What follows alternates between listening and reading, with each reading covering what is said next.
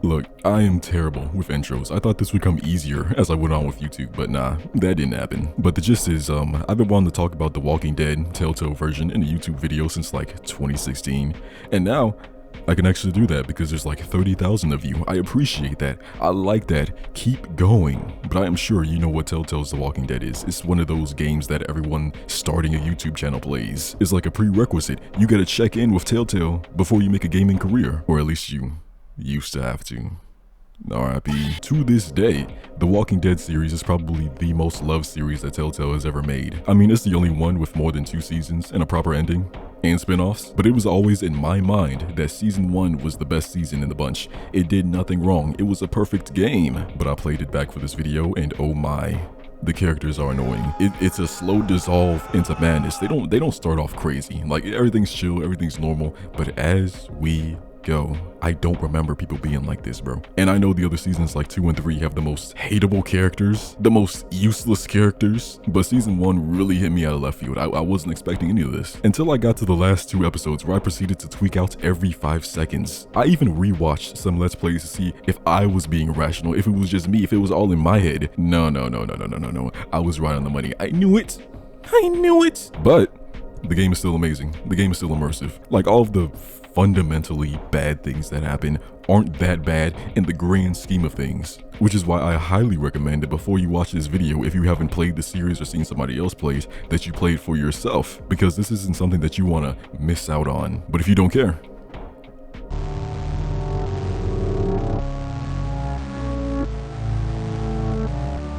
alright, so the game starts off real crazy. Black guy in the back of a police car. Nasty business, nasty business. This is our main character, Lee Everett, aka me, aka you, aka us. Now, he's in the back of this car for a friendly favor by the officer, you know, like helping a lost man get home. Lee did what the kids call a crash out. Now, it's kind of up to you how much you live up to this crime over the course of the game, but the gist is, Lee came home one day and found his wife baking cookies with a senator. They didn't even offer him one of the cookies, so it's like, you know what I'm saying, he introduced them both to the local graveyard. Oh, wait, it's just a senator.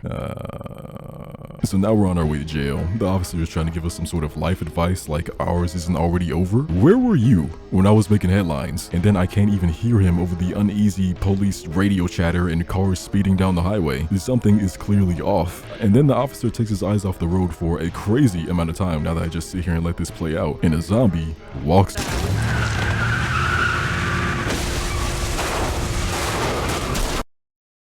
I've seen this part a bunch. I've seen so many people play this game, right? And it still feels fresh and dreadful somehow. That's good craftsmanship right there. I like that. But the officer is face down, butt up. Lee calls out to him, but you know what this is. Lee kicks his way out the car, which is pretty hard because he broke his leg just a little bit. And I meander over to the cop in the dead silence of the forest. Grab the keys, unlock the cuffs, and not a second goes by before the cop reanimates. Yeah, okay, let's get the Lee fall counter going. I'm not gonna say too much, I'm just gonna let it rock. So Lee starts scrambling back. Good thing the officer's shotgun is right there. Lee grabs that, and I'm like, okay, cool, we're good. Damn, he gets the gun loaded and booms the zombie. Looks up and sees somebody off in the distance. Lee tries to call for help, but she just errors or something. Or maybe it's the swarm of dead that's forming around us. Lee gets up and he starts hitting the jets. It's okay. He slowly hobbles through the forest and they are right behind him. This is killing me. Lee gets to the fence and hops it, and luckily the fence can just take the weight of the dead long enough for them to get bored. And now we're left in the backyard, like nobody, not a person in sight. So I quickly break into this random home. Lee gets in there and first thing he says is, "Don't shoot, I'm not an intruder." That is literally... When you look around the house, you can find a phone with several missing messages on the answering machine. I played them out and oh wait. Some of you may be young. See, back in the day, we had phones specifically for the house or multiple rooms depending on your financial situation. If someone called and no one answered, you could leave a short voice message after the beep. Can you say after the beep? If you actually said it, you're weird. No, you're actually weird. But jokes aside, one thing the Walking Dead series as a whole does really well is world building the beginning of the apocalypse. It's that weird time when nobody really knows what's going on and how crazy stuff just keeps happening left and right. The vibe is usually really tense because things are falling apart, but no one knows just how badly things are falling apart. Matter of fact, there used to be this really cool game called Walking Dead Reckoning following Shane. Let me tell you something, Walsh, where that game had a crazy vibe to it, bro. but it's over with. It's over with. And these voice messages, bro, good golly. The people that lived in this house are stuck smack diddly in Atlanta. They left their daughter here with a babysitter and they are both nowhere to be found. It's going real bad for them, brother. It's just real sad. But then a nearby walkie-talkie goes off and you already know who's on the line. It's Clementine. Listen to me, brethren. I would die for this child in a heartbeat. I would give up national secrets if it meant her safety. Atreus, Ellie, Miles, Elizabeth.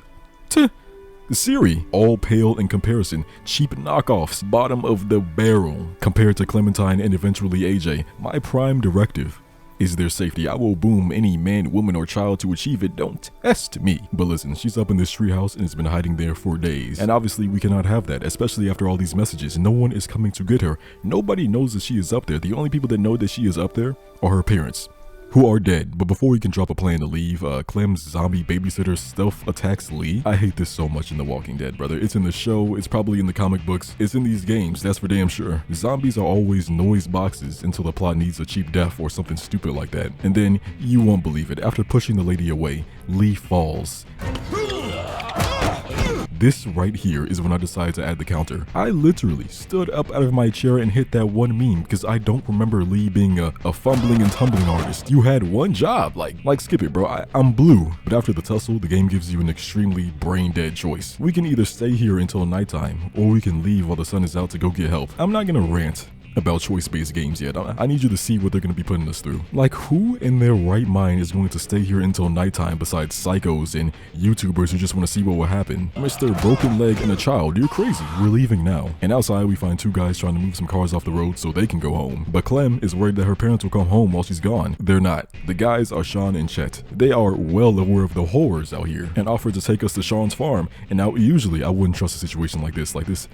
I don't know, brother. I'm not jacketed, but it seems we don't have a choice. So apparently, Lee can push a car, but he can't stand up straight. So we get to the farm, right? And finally, a place that doesn't have that looming sense of death and despair. And Chet leaves the second we hop out the car, and we never see or hear from that man again. But then something crazy happens next. Herschel Green strolls out of the house. Oh no, we are at the Green farm. Now, I haven't read the comics yet, and he doesn't look like my Herschel, so I've spent years confused on who this skin stealer is. Cause Sean is his son, and I don't remember this brother being mentioned in the show, like, at all. And then Maggie and the other farm people aren't here. So like, what's going on here? Oh no. Budget. I kind of hate Herschel just a little bit because Herschel introduces one of the two things that annoy me in this game. Herschel starts questioning who Lee is to Clementine. You know, dad, uncle, family friend, whatever. I respond with the I'm just some guy response, cause why lie? It is the zombie apocalypse, her parents are nowhere to be found, and it's not like police stations are a thing anymore. Like, no one is gonna take her in, I might as well take care of her. But there he is, bro. Herschel's giving that side eye, poking and prodding around like he knows something that I don't. Cause he starts asking how Lee stumbled onto Clementine's home and has a torn up leg, which is understandable. You know, I used to hate Herschel a lot more, but out of everyone that questions Lee's parental skills, he is the only one that is like justified to do so. Just wait till the others. Just wait till the others. But the thing is, right, if this is the Herschel that I think he is, he's an idiot. He does not take the zombie threat serious, even after the events that take place a little bit into the future. And I won't spoil the show either, but I'm just gonna say, barn. Herschel himself is in no condition to take in Clementine. He doesn't even want people here. So why is he talking to me? Why is he questioning me? But Herschel fixes Lee's leg a little bit and lets us sleep in the farm with another family that came here. I missed my mom and dad. I bet, Clem. How far is Savannah? Pretty far. Oh, okay. We wake up and the other family that I was talking about consists of Katja, Duck, and Kenny. If you like Kenny, this may not be the video for you. I'ma let it rock, bro.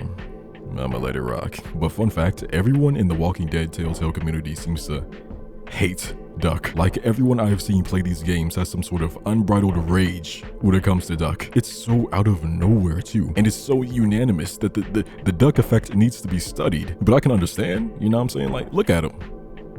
You know, Like, sheesh. But Kenny is trying to fix his truck so he and his family can get off this farm because Herschel is a D1 denier. And I'm not gonna waste your time. Things go terrible real quick. And so I'm going to help Sean fix the fence because unlike his father, he is well aware that zombies can just walk up here at any moment, and they do. Oh wait, I just realized that Lee was in the barn with Herschel at this point. Who cares? So some zombies break through the fence, right? Sean is stuck under the tractor, and Duck is in critical condition, so we have a choice to make. Who do we save? Duck. You know, cause kids first. Duh. And I actually kind of think that we have enough time to save them both, because logically, that fence can't be that bad, right? It is. But after saving Duck, Kenny just darts off. No regards for Sean. I'm like, whoa, that's pretty crazy. I don't know, brother. I don't know. I mean, I kind of get it. Maybe. No, I don't. I can't lie. But there wasn't enough time anyway because that fence immediately breaks and falls down. Sean is over there getting ate up. Rest in peace. I don't think they ever mention you in the show. It's crazy how they be treating y'all. And then Herschel comes out and gets mad at me for not saving his son. Like, sir, the child, and then promptly kicks us off the farm. The foolishness is not over. Lee and the gang drive until the truck runs out of gas. But see, they're still not getting how crazy the world is right now. Maybe we shouldn't yell out for help at someone who's clearly hunched over in the middle of the street. Kenny. So the dead start teleporting in. Duck gets grabbed immediately. There's no way he's not getting bit up right now. Like, look at that. Look at the little animation, brother. What? But then someone shoots a zombie off him, and is that Glenn? Wait, how close are we to the farm? Like, he should have found the farm before he found Rick. So we all run into a pharmacy where we meet the rest of the main characters, at least until more start piling in. We got Glenn, Carly, Lily, Larry, and Doug. Everyone is in here freaking out over the zombies, the new people. Kenny mentions like taking care of his son or whatever. And Larry, the Captain Insano of the group, takes one look at Duck, sees he's covered in gunk and assumes he's bitten, says, "It's time to end this." What? Like, we can just check for bites. It won't take 10 minutes. Matter of fact, we have hours before he could turn. And even if he does, it's a little boy zombie. One little uppercut and gang is out of there. It's really a 10v1 in here. What do you mean end it? So now everyone is going back and forth, losing it, right? And then Clem keeps telling Lee that she has to go pee-pee. I'm like, hold on, we finna beat this old man out his briefs. Just give me a second. And Larry is full on tweaking, trying to get Duck out the way. Even though his mom has yet to find a bite, I am not having it. Kenny's not having it. And everyone else is getting upset. And somehow Clem has teleported to the restroom. Like, I did not co-sign that operation, gang. Stay in my line of sight. In the end, I choose the option to give a long, stern talking to Larry, because what's better, this or this?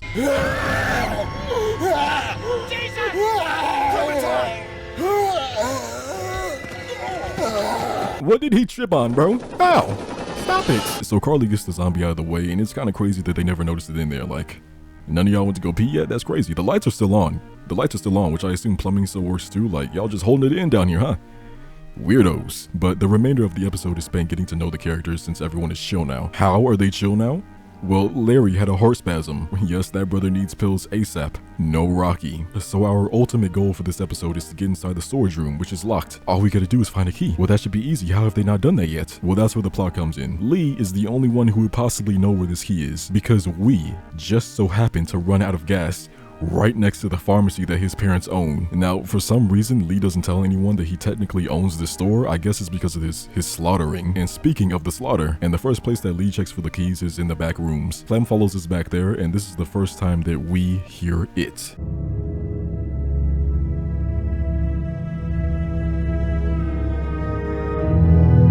I know we heard it earlier, bro. This is just the first time that I always remember hearing it. The first time that comes to mind for me. Get off the keyboard. Look at how thirsty you were to correct me. You're scaring the hoes. I think I'm sick, bro. My voice does not feel...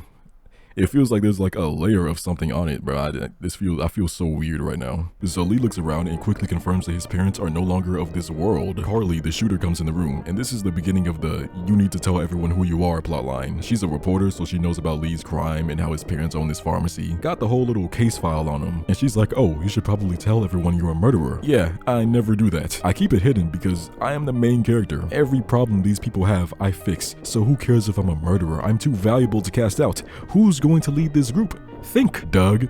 Runaway Kenny?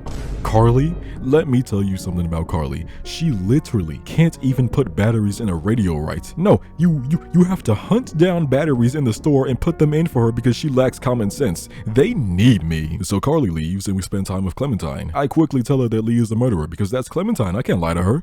what kind of father would I be? And then she got a splinter from this desk, and I'm telling you, if this desk was a person, my inner Breezy would come out. But alright, brother, let's wrap up the episode. Lee's brother is our only lead to the key. Problem: he's a zombie and he's stuck outside in a field of zombies. While we figure that out, Glenn radios into Clementine saying he needs help now.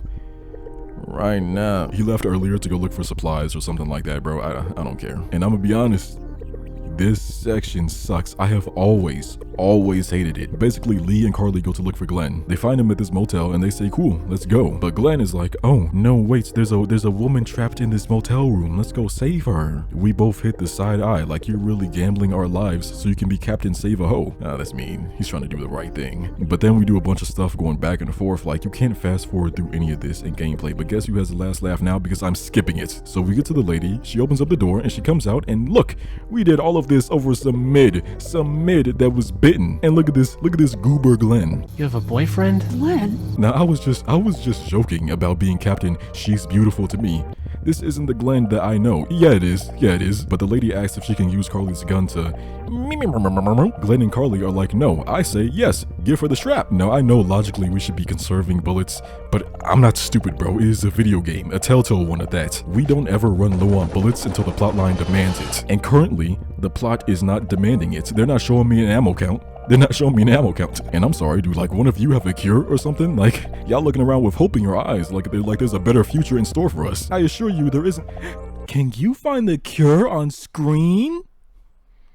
That's right, there isn't one. Yay! Give her the gun. So we get back to the pharmacy, right? And do you honestly care about how we get the keys and get to the back of the room and all that? No. The next episode has us dealing with cannibals and starvation. Let's get to that. Let's get out of here. So I go get the key off Lee's brother, right? And it's sad, really sad. He hasn't told anybody about his family yet, so he has to rush a goodbye before caving his head in. Says he never should have left the city, but you know, if he would have stayed and worked with his parents, then he probably would have been dead with them, and Clementine would still be left in that tree. But now we have the key in our possession, so we go to the back, and Lily thanks Lee for making an effort to save her dad, even though he almost like took the kid out for no reason. Did I mention that Larry is Lily's dad? Have I even mentioned Lily?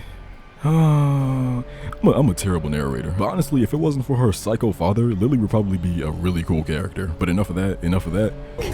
Come on, baby, time to go. I'm gonna get the truck pulled up round back! Do it fast. I gotta get my dad out of here. I don't plan on dilly-dallying. Honey, take Duck into the office and barricade the living hell out of the door behind me. Glenn, when you hear me honking in the alley, start getting people out of here. You got it. Doug, Carly, and Lee, you guys make sure our defenses stay up till then. And Lee, I better take that axe in case I run into any of them on the way to my truck. Here you go. All right, that door's not locked anymore. Shit! You three, get on it! I'll get back as fast as I can. Stay away from the windows. So Lee, Carly, and Doug try holding the door shut, but the zombies are pushing in crazy and start flooding in through the windows. Carly does the Doug, if we don't survive, you should know, just to be cut off. Like, no way they actually like each other. I don't even think they've made eye contact before. Like, literally, Carly is just like playing with that radio, and Doug is just looking out a window for like the entire episode. Not even the entire episode, like the little sliver of the episode that we had left. They don't say a word. But Doug and Carly go to protect the windows while Clementine goes to find something that I can use to like keep the door shut. Thankfully, she finds Lee's dad's cane, and we can leave now, right? Cool.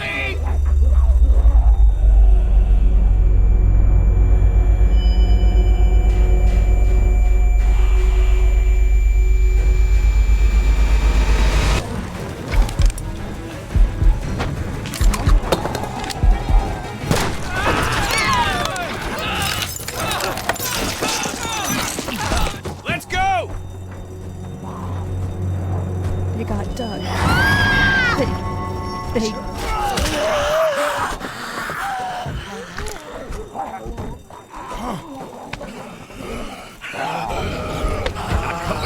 You son of a bitch! No!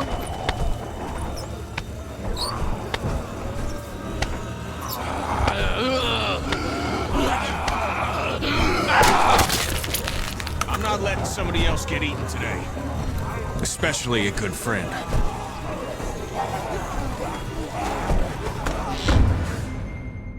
Yeah, you saw that, right?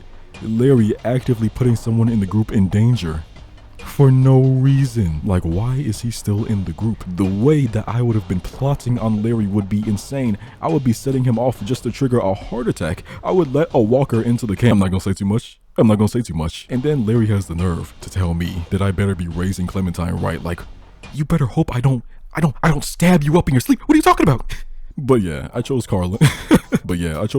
I was gonna choose Doug just to mess with you, but ew, no, you know, like to this day, I genuinely do not know what it would look like if Doug was still alive. I have not seen any of that man's lines, ever. But the episode ends with the group being hopeful for the future and thinking that the army is gonna come save us. Yeah, no, the power grids have finally gone off. Lights, heat, toilets, yeah, that's all done.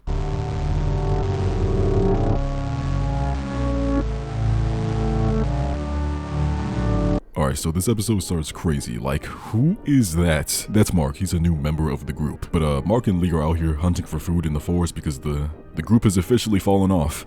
I'm not gonna lie to you. They have no food. Larry sucks. Kenny is thinking of leaving with his family. It's all bad, brother. It's all bad. But we're hunting, right? And all of a sudden, we hear a grown man screaming in the woods. Now, my instincts would tell me to cut and run. But Mark is like, man, that might be Kenny. So we make haste. Reluctantly, we find two high school students and a teacher stuck in a bear trap. Kenny comes out the cut going, who are they? So crazy thing happened to me, right? At the time that I'm writing this, and maybe even voicing it over, I accidentally deleted my season 2 episode 2 footage. My what? No, what? So I don't remember exactly what choices I made. So I'm just gonna go ahead and say that I immediately cut the teacher's leg off because, I mean, you could look for another way, but what would be cooler? Yeah, I'm gonna have to re-record it. I'm not gonna use anybody else's footage. I mean, I could. But why? But anyways, one of the students then dies in the dumbest way possible. Like, look at him, he's just standing out in the open. Ben even calls out to him, that's the name of the other guy, but he's just standing there. Bot behavior, real NPC. And then he trips. Like, this is bad business. I see why the studio is closed. So back at the motel, right? Everybody is pretending that their lives don't suck until Lee and the others arrive at the gate with 2 more mouths to feed. Lily immediately gets tight because she's kind of like the leader now. She's passing out the food and stuff. So everybody comes to her with questions and naggings. But I get and understand why she's mad. We literally do not have the facilities for such shenanigans. And then Kenny and Lily start arguing. They're going back and forth, and then I have to step in and, oh brother, that is the theme of this episode. Power struggle. Whose side are you on? Team Kenny or Team Lily? And this is where I started to hate everybody a little bit. Like, I get it, we are slowly starving to death, but I'm not gonna stop saving people because it makes my life easier by leaving them to die. And then Lily and Kenny become total babies, brother. The team picking thing is not a joke. They actually want you to pick a side to be on, which is stupid because they both want to help the group. Lily, over the episode, says that we should stay at the motel and live with what we have, and I can see that. We don't know what's out there or who's out there. But Kenny wants to leave, which also makes sense because it's only a matter of time before we scavenge all the food in the area, and they clearly cannot hunt. They told them come back with a deer or something. They came back with a human. We can't eat that, gang. We can't do that. But in the end, right, I choose the apparently neutral option of just being like, hey, you know what I'm saying? Like, we're gonna figure it out as long as we work together. And then Kenny is like, no, Lee, you have to pick a side. Like, why? None of you have a concrete plan of what to do. See, what you want me to do is go over to the Krispy Kreme factory, right? You want me to go up to one of the machines, right? You want me to press the start button. You want me to line the donuts up individually into rows of 12, right? You want me to get the glaze machine. You want me to start glazing everybody. That's what you want me to do. You want to take away my masculinity. I see why this studio went bankrupt. And then Lily gets so mad that she's like, fine, since you want to make the big decisions, you want to put on the big boy pants, right? How about you go spread the last of the rations, huh? Yeah, go spread the last of the rations, Lee. I stand up in my chair, I say, cool. That's done but light work, Lily. That's light work. I eat those. Now everybody's looking smack diddly at Lee, right? For the food. And my mind is already set. My mind is made. This is the easiest decision I have made all day. I promptly give the food to the women and children. But I ended up giving the last food to Kenny because Carly wouldn't take it and Lily said give it to her dad. Hell no. Then Mark has the nerve to stare at me. 300 years of slavery, Mark. But I don't know if you've noticed this, but there's been a disturbance in the force. Clementine has lost her hat. Now, she asked me to help her find it. Just keep that in the back of your brain. It's about to get wacky. I actually really like how they did this episode. They really threw these people in the most abnormal situation for no reason. It's coming, hold on. And speaking of abnormal, Katja, Kenny's wife, I haven't brought her up that much, so you might have forgotten she's even there. She's a whole doctor or veterinarian, like the fake doctors of real doctors, I don't know. But we passed the guy off of one leg to her and she's like, nah, he's not gonna make it to the next Arcane video, which means he's not gonna be able to make like a walker and bite that like button. I know the video is gonna be like 50 minutes, it's the least you can do. there is no way he's turning his back on an active threat. If you don't drag that zombie off the car and stomp him out, what are you doing? This is one of my issues with the earlier Walking Dead seasons. In the show, it's like they refuse to fight without a weapon or a gun. They get helpless without a strap. A lone zombie could be walking at them at 0.0002 miles per hour, and the whole group will pull up to air out the scene. But look at this, you are making a fool out of us, Lee. So they deal with the zombie, and everyone gets on Ben's back about it. Now, if you don't know, in the Walking Dead universe, everyone is infected off rip, meaning no matter what way you go out, if your head is intact, you're coming back. Ben then explains how he found out when one of the students he hid with turned and wreaked havoc, as if everyone wasn't already stressed out. Things do not slow down there. I know I've been going back to back, but don't slack. There's more fun to be had. So these two guys show up at the gate. Carly immediately points the gun at him. I like that out of her. That's why she has the gun. They're like, oh, we need some gas. Lee asks them, oh, why do you need gas? Oh, we have a little farm. A little farm guarded by an electric fence. Yeah, we live lavish. The gas will help keep that fence running. Do you have it? Everyone's looking around like, electric fence. That's real nice, but nothing too crazy. Then they say the magic words. You know, y'all look a little bit hungry. We'd be willing to trade gas for food. So Lee, Carly, Ben, and Mark go to the farm, and oh my gosh, it is actually pretty gorgeous. Carly was also talking about me telling everybody that I'm a murderer again. Like, I'm not trying to hear that. And then she has the nerve to say, oh, now you shouldn't, maybe you shouldn't tell anybody because it doesn't matter now. Like, what are you saying? Like, he was just telling me back at the base, like, stop it, Carly, what are you doing? But at the farm, right, we meet the brother's mom, and apparently the father didn't make it. I don't know if this is before or after the apocalypse. She passes us some biscuits, and Mark is just overexcited. The lady mentions that their cow is sick, and not even a second goes by before Mark blurts out, oh, we have a vet. Brother, we don't know them. These biscuits could be laced with fent, but we cut a little deal with them to bring the rest of the group over here. And the mother was like, oh, this is great. We're gonna celebrate togetherness by making a big dinner. Okay. Then against my better judgment, Carly and Ben are tasked with delivering the biscuits to the group. Mind you, we just ran into some insane bandits all the way over here. I mean, Carly is cracked, yes, but they have numbers. And look at Ben, off-brand Shaggy from Scooby-Doo. Oh no. And then they hit us with the most boring section thus far. For like 30 minutes, it is just Mark gassing up the farm, in bed on his stomach, feet swinging. That's the type of vibe he's on. I've never actually thought that much about Mark, but now that I'm making a video on the series, I kinda hate him. So we're clearing some dead off the fence, right? And all of a sudden the electricity comes back on. The brothers know we're out here. Why would they do that? Remember those bandits I was talking about? He knows we're out here. Hey, Glaze, and you will get tased. So we use a tractor to block off an onslaught of arrows and all that.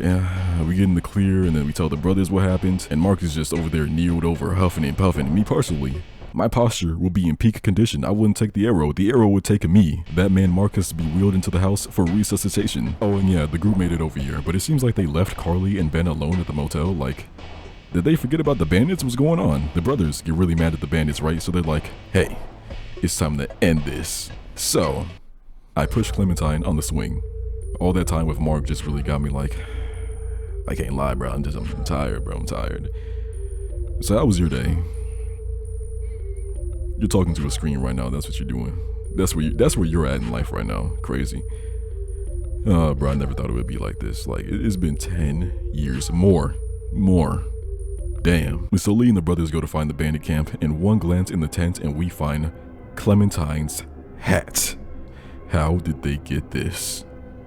And then this lady shows up aiming a crossbow at bro, like she thinks she's Daryl Dixon. She thinks that we're bandits because she has some sort of vendetta against them because they took her daughter and held her captive. Sad story, got her out the way. Taking Clementine's hat will not be tolerated. I didn't make the rules. That's just the way it is, how it has to be, how it should be. So we go back to the farm, right, and I tell the mother what happened. Lily and Kenny are over there at it again. This group, brother, I tell you. So at this point in the episode, we gotta pad the time a little bit. It sucks. When the devs didn't know what to do, it really shows. Like, they really wanted to hit that 2-hour mark. They usually have you doing a bunch of tedious stuff and pass it off as, oh, you're so smart for figuring that out. For example, now we get to break into this barn shed because Kenny is suspicious of the family.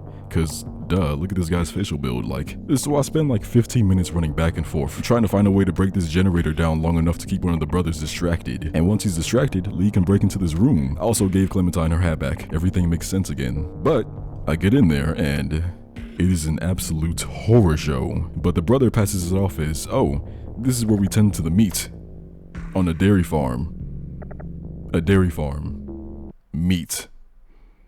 Okay, sure, that checks out. Time for din-din. So the mother has finished that big dinner that she was talking about, right? Everyone is at the table, stomachs grumbling. Yeah. Where's Mark at? Lee said calmly. Oh, just resting, the mother responded. Oh, that's cool. May I use the restroom? Lee retorted. Oh yes, it is upstairs to the left, the mother answered. Lee then proceeds to walk up the steps, the vibe uneasy and the wind howling. This should be a simple operation, he thinks. Pee, maybe wash hands. Nothing too crazy. But oh, what's this? A red cord. Curious.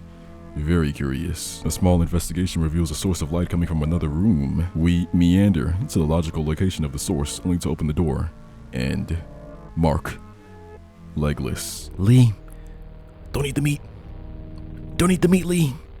So Lee rushes down the stairs into the kitchen, and I tell Clementine to put that fork down because screw everybody else. I got a daughter to starve. Everyone at the table then gets to complaining. Larry going, shut up, Lee. This fine lady has made us a great meal. What is it about this farm that inspires glazing? Real meat master maneuvers. I straight up tell everyone, hey, it is human meat. Keep the stack 3000. Of course, Larry and Lily ignore it, but why would I lie about this? It is the zombie apocalypse we have seen and heard exponentially worse. But Lee tells them that Mark is upstairs legless, and that is it. The jig is up. The family starts giving their whole spiel on the reason they eat people. It's all baloney. Get it? Man, what? Y'all lame as hell. So then I promptly threaten the family, even telling Lee to go get that gang. And then they... Alright, brother, this is where the game starts to take a little bit of a turn for me. Character-wise, this is where all the shenanigans start, where everyone really starts to get on my nerves. And it only took, what? 18 pages to get here. Crazy. So boom, we wake up in this meat locker, right? Lily's over there throwing up like it's a gang set. Larry is pounding at that door, losing his grip. Clem is scared, and Kenny is somewhere doing something. Now I'm trying to calm Clementine down, but Larry is just being Larry, blaming Lee for everything that's happening, like he wasn't ready to go crazy at that table. And then Kenny is worried about his family, and I'm thinking, yeah, they could be getting chopped up right now. We gotta go. So instead of sitting by and complaining, Lee continues his W-man's arc of finding a solution to every single problem that the group has. But I just end up getting into another argument with Larry. He won't stop pounding on the door and screaming. He knows he has heart issues. Then he wants to get on me, right, for not giving him any rations and being mean to him, saying, oh, you really must hate me, huh? Like you punched me and left me to die in a pharmacy. What are you talking about? But then... You can't get... Easy.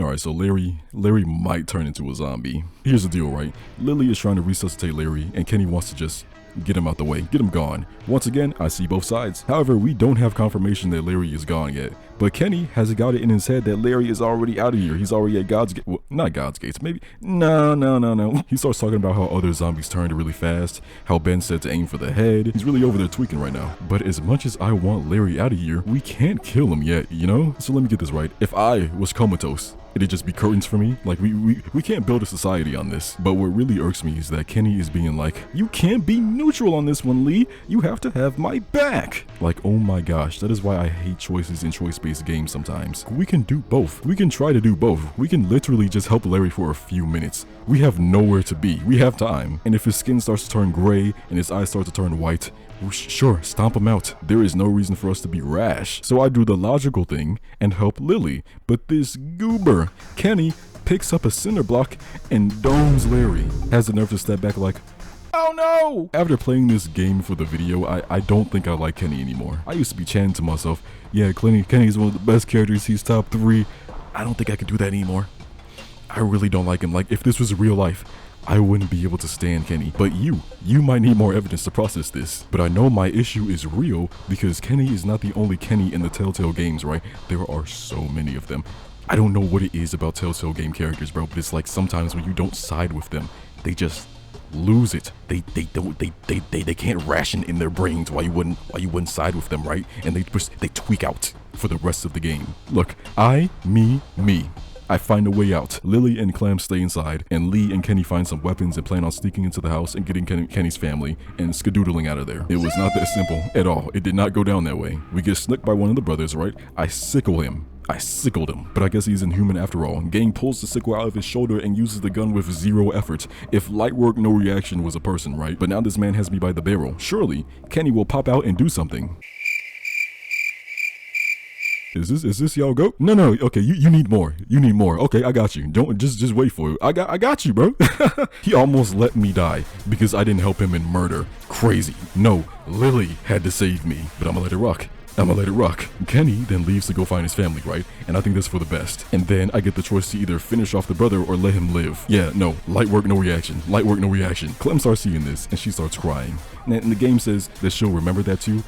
Ooh, I'm shivering in my timbers. This is not worse than the thousands of horrific zombies that we see walking around on the daily. Who cares if she remembers it? And really, most choices we make will never ever have a major effect in any way. This isn't Baldur's Gate 3, or more appropriately for the times, Mass Effect 2 or something like that. And if there is a time where we have to make really big choices, right? Best believe they are going to nuke that out of there so we can stay on script. I'm so sorry for all the foreshadowing and the build-up. In all honesty, a lot of what I'm going to be talking about isn't going to pay off for months, probably. But hey, when all the videos are out, it is going to be a hoot. So it's raining outside, the zombies are lurking, and look at the house. It is all lit up, oh boy, the vibes. Lily and Clementine stay inside the barn. We leave out. But oh, look, it's Carly and Ben. Nobody went to go get them for dinner. That's really crazy. But Carly's like, hey, yo, y'all been gone for years. What's the deal? Lee then explains a little bit and tells them to stay on point. But let's speed this up a little bit. I go inside the house where the mother is holding Katja hostage, and we get out of this situation in the weirdest way possible. We have to slowly inch closer to her until the zombie Mark grabs and eats her. Okay, y'all got it. But then we hear Kenny outside and we rush out there. But like, where was Kenny this whole time? Where did that guy take Duck? There is nothing back there. But hey, bro, just ignore it. So the guy has the gun to Duck's dome. Kenny makes the dash over there, but he gets shot. That's a skibbity W right there. Clip that.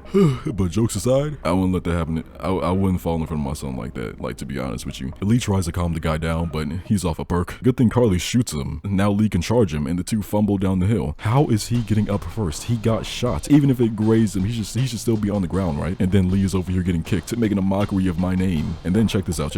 This psycho has enough time to walk over to the generator, activate the electric fence, and then start dragging Lee over to the fence. Like, what was going on, brother? Fight back. And then Lee has to literally defy the laws of gravity to not die. Look at this angle. You're telling me that Lee's core strength is so crazy, so ripped like that. He's 100% natty. No, it is impossible. Not on this starvation diet. And it goes on for so long. Like, put it in double speed right now. I see why they went out of business. But finally, Lily pops out and puts another bullet in him. And then again, all they did was graze him. Like, they can't shoot for nothing all of a sudden. Okay. But I guess if you want things done right, you gotta do it yourself. The fight ends with Lee walking away and being given the choice to either return to the family or finish the guy off. Now, I just walked off because, and then the zombies eat him anyway, so what's the point? I don't know. And brother, that walk of shame back to the motel was pitiful. Lee then tells Carly about how Clementine almost ate Mark, and I mean, I think the others had a bite or two, but who cares? She then slips Lee a Flip Ultra HD recorder to use as a video diary. I just woke up a crazy deep memory for you. I lost mine years ago, or it broke.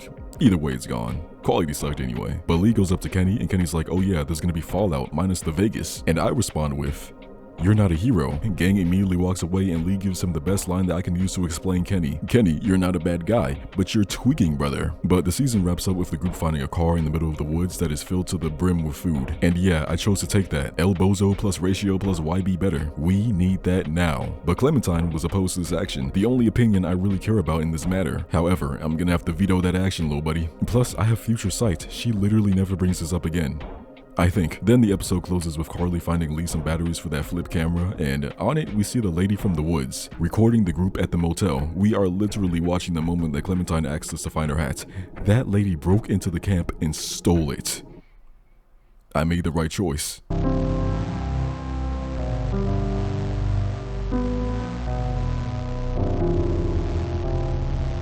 Alright, I'm gonna tackle one more episode and then I'm gonna dip out. I am gonna do the rest of the season. It's just that this is so long already. Episode 1 and 2 are already at 30 minutes. That's like 15 minutes a piece. And the script is at 23 pages. We are 23 pages in, brother. But let's go ahead and wrap it up. So episode 3 really changes the course of the entire story.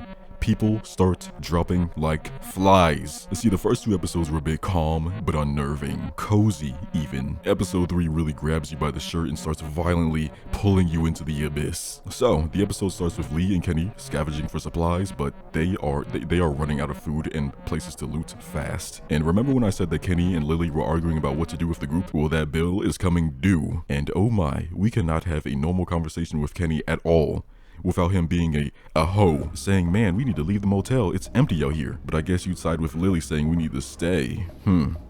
Lee. But I agree with him. Yes, the motel is kind of chill, I mean, except the bandits. But we can't farm out there and everything around here is gone. We have to go. But even when I agree with Kenny, he's like, well, why didn't you speak up then? Like, is this y'all go? Oh, you need more convincing. You need more convincing. Okay. So we're about to pillage this drugstore for, with the little that's left. But all of a sudden, a woman comes running out of a building with a pack of dead behind her. And she is screaming her lungs out. I mean, she is really giving the mic the business. No. I'm saying, like, if she was an animal, she would be a Skyrim bear. Just a straight noise box. She is screaming so loud, I kind of hope she dies on her own. To be honest with you. But these 2 goobers are so shook that they're like, oh my, is that a walker? No, wait a minute. Why are they calling zombies walkers? So I tell Kenny, we should help her. But he says, oh, maybe we can use her as a white noise for the zombies. She distracts and we loot. And she gets bit, so really she's dead anyway. Too bad I have a conscience. I put her out of her misery. And then we run into the store with the zombies behind us. You would have thought I was being held up at gunpoint where I was putting money in the bag. But I'm gonna go ahead and up the fall counter? Yeah, you forgot about it, didn't you? But this is crazy. Me personally, I would have ate that. And look at this here. You Kenny enjoyers out there. Here Lee is. The best character in the entire series, in need of a helping hand. Is this him? Is this your goat? Is this your king, bro? I hate Kenny so much. He would let me die for what? Nothing major has even happened yet. So basically that's twice now he's left me for dead. I'm supposed to be cool because he didn't directly try to kill me, right? That's crazy. All of this because I didn't let him murder a father in front of his daughter. All of this because I used 1% of my brain power to give plausible doubt in a situation. I saved his son. I kept people alive. I have done nothing wrong. Bro, somebody please tell me what I did to deserve this treatment. You still have doubts. Kenny is still the goat. I'm gonna tear that down. Look at this other zombie right here that I have to fight by myself. Kenny is right there. Not an uppercut, not a leg sweep, nothing. But you want more. Play the clip. They're everywhere. You took care of yourself, didn't you? Brother, it is not over. We have 2 more episodes of Kenny like this. And I ask you again, what did I do that was so bad? What did I do that Kenny is just ready to throw away a very, very useful member of the group? So we go back to the motel, and the first thing we see is arrows in the wall. We gotta get out of these woods. They are playing guerrilla warfare out here. But oh, look at that. You're back. Ben found some stickers in a drawer, and I put them on my walkie. She's all I have. Maybe Carly. Everyone else is getting that side eye. I'm gonna keep it band with you. I'm keeping the band dangling with you. But anywho, we deliver the supplies to Lily so she can count the pills out individually or something. I don't know. We got the time. And Kenny immediately tries to start an argument over Ben being on watch. Like who do you want up there? Duck, the tweaker? But then we get another annoying argument over what to do and who's to blame for the smallest of issues. And you know, now that I'm typing it out, I think I hate these people. I think I hate them all. Lily wants to stay. Kenny wants to go. I agree with Kenny. Like I said, this place isn't safe. We're picking everything clean. And the bandits are literally right outside. You see those arrows. The only real question about the bandits is, why are they staying outside? But I can't say anything that slightly agrees with Lily without Kenny blowing a gasket and playing victim. He even tells everybody how I shot the lady earlier. Like, I'm sorry for having a moral compass and feelings. And then Lily gets so heated that she says she knows someone has been stealing supplies, food, medicine, whatever. It's getting slimmer and slimmer by the day. We've got a little sneak in the motel, it seems. So I go question Clem, and let's be real, I'm not raising a thief, and even if she did do it, who's gonna get through me? Nobody. I go question Carly, and she goes out of left field, saying she's been thinking about me being a convicted felon. No, I'm not telling anybody. I'm good. And then she was just in the forest in the last episode telling me to not tell people. Which is it? Which is it, Carly? Because it's like, bro, whether I do it or not, it remains the same. I don't care. Who cares? We don't have the budget for long-standing consequences, Carly. I really hate to be the one to tell you. I really do. And then Duck comes up to me asking to help with the case. Has the nerve to call me Batman and claim himself to be with a straight face. Nightwing. No. This isn't real. This isn't real. Apparently, Telltale has the rights to Batman, or at least the rights to mention Batman, because Duck the Face really compares himself to the goats. Nightwing, you are not him. You are not him. Don't you ever in your life. And then he scurries off into the night. In broad daylight. You see, Kenny and his family are not real. They cannot be. Kenny is a hoe, his son is a crackhead waiting to happen, and his wife's name is Katja. That name is made up as hell. I'm sorry if there's any of you watching this video, but let's be real. When was the last time you ran into somebody on the street named Katja? Anybody ever? Open up your browser right now. Google Chrome, Firefox, Internet Explorer. Go in there and type in Katjaa and look at what pops up. Go to images, scroll down, see if you see some famous actor or maybe a Facebook page. You can't. They don't exist. Don't scroll that far down though. Don't do that. Don't do that. So then I questioned Ben, he starts spazzing, so yeah, it was probably him. But then I found a little broken flashlight and a clear indication that we've been marked, which is real stupid because if there was any other communities around here, the bandits would have got to it already. Or we would have found them, or they would have found us. Like, those farm people just stumbled on here, right? I'm saying, like, what's with the shenanigans? But let's go ahead and wrap this case up. So I found a bag of hidden medicine, deliver it to Lily, and she starts to tweak out. Yada, yada, yada. We need to call the herd. Yada, yada. What? Then there seems to be some commotion outside. Oh, brother, we look out there, and what do we see? The entire group is on its knees. Yeah, I rock with this group. Probably the best group out of all of the seasons, but they are so sorry. And then Lily thinks she's the American sniper, grabs a gun and tells Lee to keep them distracted, and we literally have no choice in the matter. So I go outside and I do my hardest Doctor Strange impression. Bandits, I've come to bargain. So the main bandit agrees to a deal, and I tell him, cool, you can have everything, but he must be off a fence. Bro starts tweaking out for no reason. No, that's a lie. Light him up, boys. And luckily, Lily is right on time to perform a lobotomy. So Lee, Lily, and Carly start to shoot at the bandits long enough for everyone to get in the RV, and we zoom out of there. And then we begin the next arc. The fall off. The group is in tatters. While Kenny is doing 200 on the highway, everyone's like, oh no, how could this have happened? This sucks. And then Lily starts telling everyone about the bag of stolen medicine Lee found, and she wants the culprit to come clean. See, the bandits were ranting about some deal that they had between the groups. Now, we didn't make any such deal, so who does it? Who does this? For no reason at all, Lily starts blaming Carly. Like she's already made it up in her mind that Carly is the culprit, the thief, the scoundrel. She won't even give her a chance to plead her case. Mind you, all we have is a singular stolen bag. We really don't have anything, any evidence to anything, right? Because everything that we have, we left back at the motel. This is like hearing that somebody robbed a gas station with a bat, and then you find the bat in the middle of the streets and you just blame some random person. Doesn't make any sense, does it? And then what do you want to do, right? You want to go ask the bandits who made the deal? Nah, we can't go back there. That's over with. I'm sorry to say it, but unless the culprit comes clean on their own, then this case is cold. So Lily shoots Carly. No evidence, no provocation. Lily was just upset. Brother, I don't even think Lily and Carly had a single word to each other over this entire game. I don't know where she even got the nerve to shoot Carly from. If she wants to be irrational about anybody, it should be Kenny. But Kenny is too important, so damn. Lily tries to explain herself, but literally anything she could say in this moment can be torn down by the fact that there's a dead body right there. And then Kenny's like, oh, well, you're a murderer now, so we have to leave you. So yeah. First it's Carly. Then it's Clementine. I'm not even willing to have that possibility on my consciousness. She gotta go. And then she has the nerve, the goal, the gumption, the audacity to tell everyone in the group that Lee is a murderer too. So you remember all that yap about Lee needing to tell everybody in the group about his past. 2 episodes and a half. They beat me over the head with this, and I didn't tell a single person except Clementine. And look what it all amounts to. Were you ever gonna get around to telling me that? You got a little girl with you.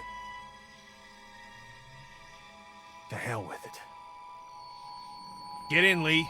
Let's go, you guys. Yep, literally, nobody cares. Ben doesn't care. He doesn't say anything. Clementine doesn't care. She doesn't say anything. Kenny makes a slight, remark at it, but after that, it's just over with. And Kenny's wife, she doesn't say a word either. What was it all for? Why? Telltale, why? But yeah, obviously I choose to leave Lily. Not that it matters anyway. I mean, she'll leave on her own if you keep her 30 minutes later, so the illusion of choice is crazy. And Duck got bit. So take that how you will. But after that, we get what may be my favorite scene in the game, maybe the entire series. It's kind of long. I'm gonna let it play all the way out, but if you've watched this far, you're already locked in. And even if you leave, I already have your watch time. That's the game, brother. That's the game. Duck is bitten. Huh? He got bit by a walker trying to escape the motel. I don't feel good. What about Carly?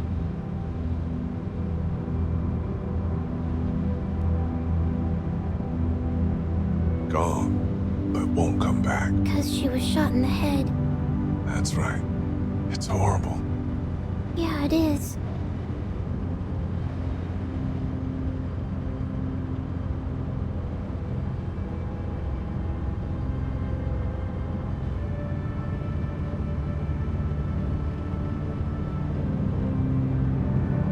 My brother almost died once. But he lived? Oh yeah, it was scary though. This one time, these boys from the other side of town were hassling him.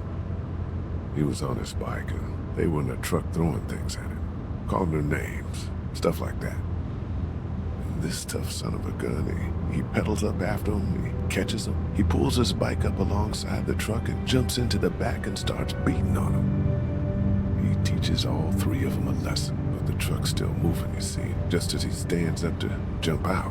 It zooms underneath a tree and a branch hits him square in the face and he goes flying out the back. Anyway, if he can live through that, I'm sure Duck can live through this.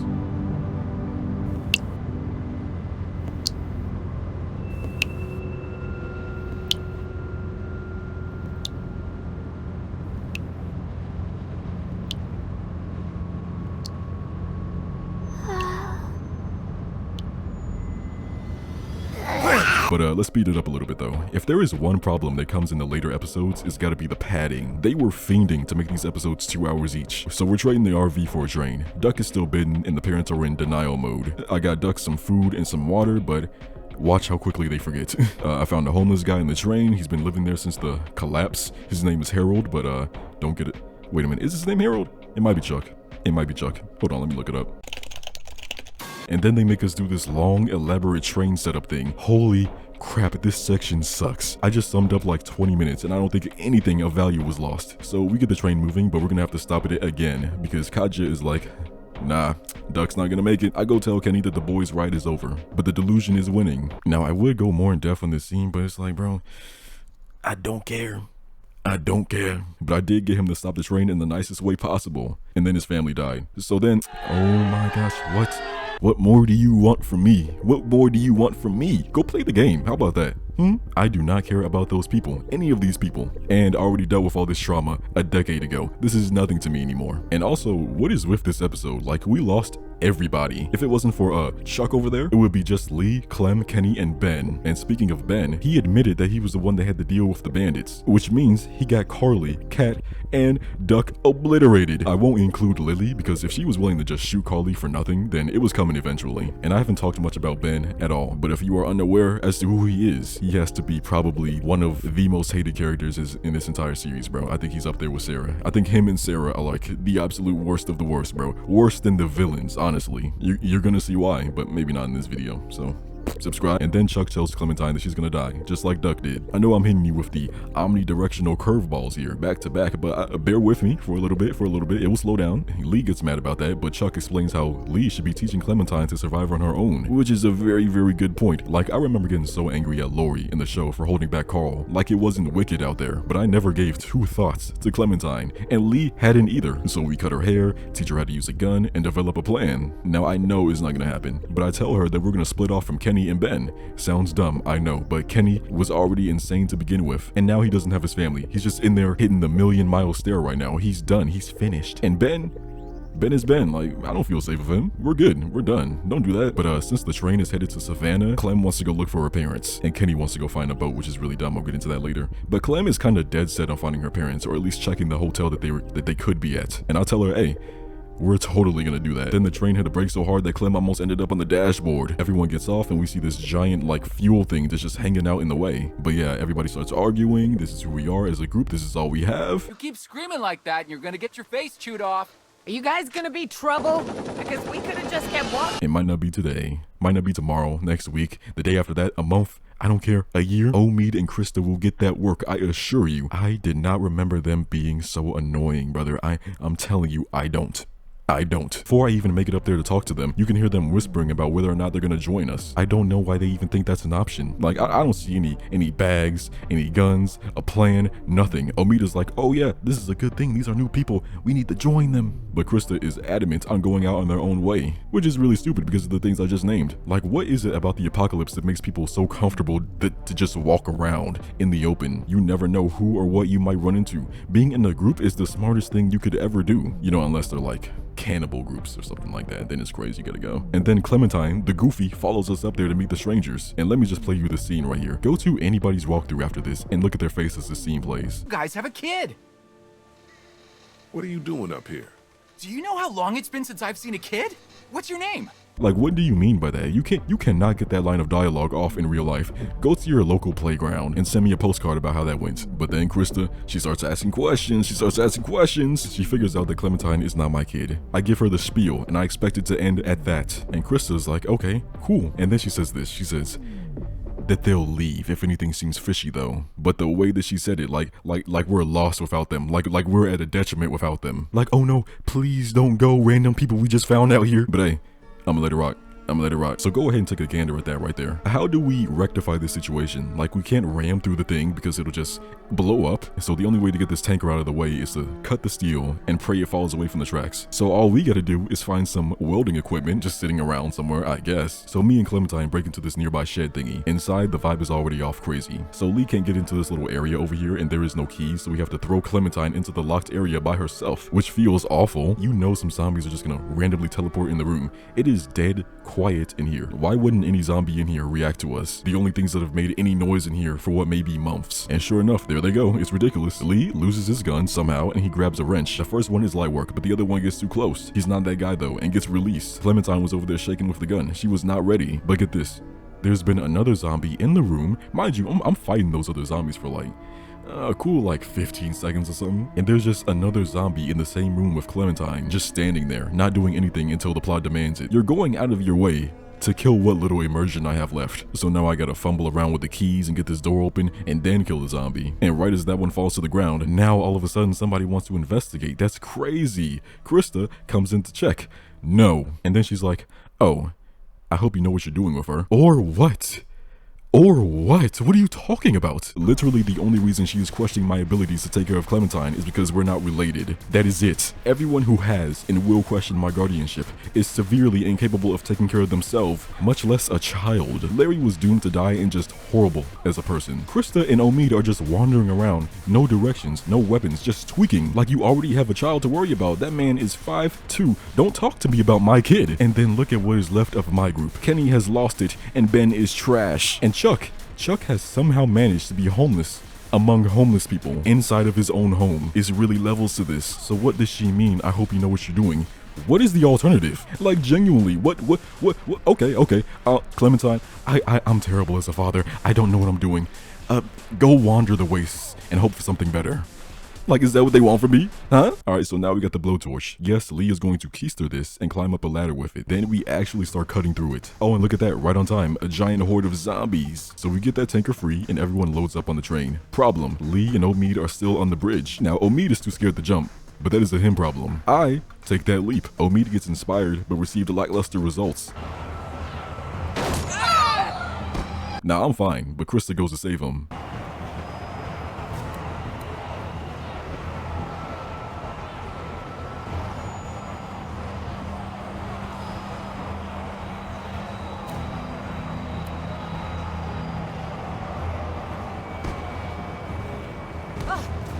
What the hell is wrong with you?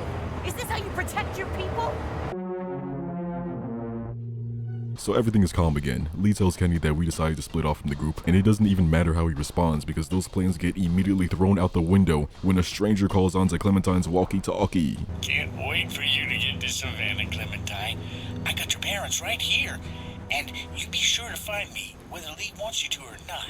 Now, what I need... Who the hell is that?